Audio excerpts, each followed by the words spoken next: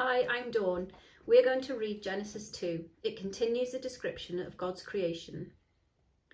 Thus the heavens and the earth and all the host of them were finished. And on the seventh day God ended his work which he had done, and he rested on the seventh day from all his work which he had done. Then God blessed the seventh day and sanctified it, because in it he rested from all his work which God had created and made. This is the history of the heavens and the earth when they were created, in the day that the Lord God made the earth and the heavens, before any plant of the field was in the earth, and before any herb of the field had grown. For the Lord God had not caused it to rain on the earth, and there was no man to till the ground. But a mist went up from the earth and watered the whole face of the ground. And the Lord God formed man of the dust of the ground, and breathed into his nostrils the breath of life, and man became a living being. The Lord God planted a garden eastward in Eden, and there he put the man whom he had formed. And out of the ground the Lord God made every tree grow that is pleasant to the sight and good for food. The tree of life was also in the midst of the garden, and the tree of the knowledge of good and evil. Now a river went out of Eden to water the garden, and from there it parted and became 4 river heads. The name of the first is Pishon.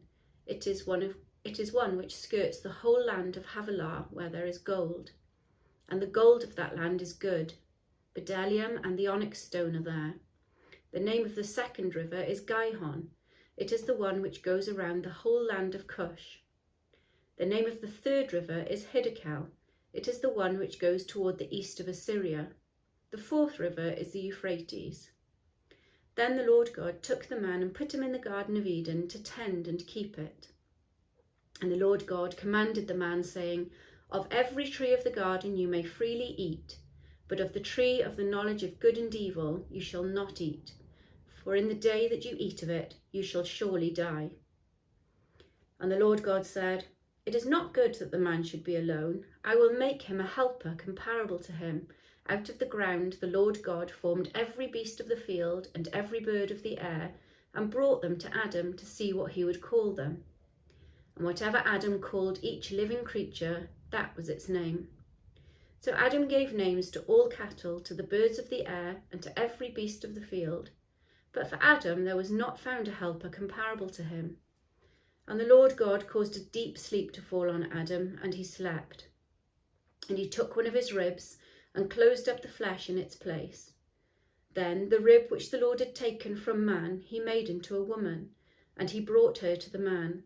And Adam said, This is now bone of my bones and flesh of my flesh.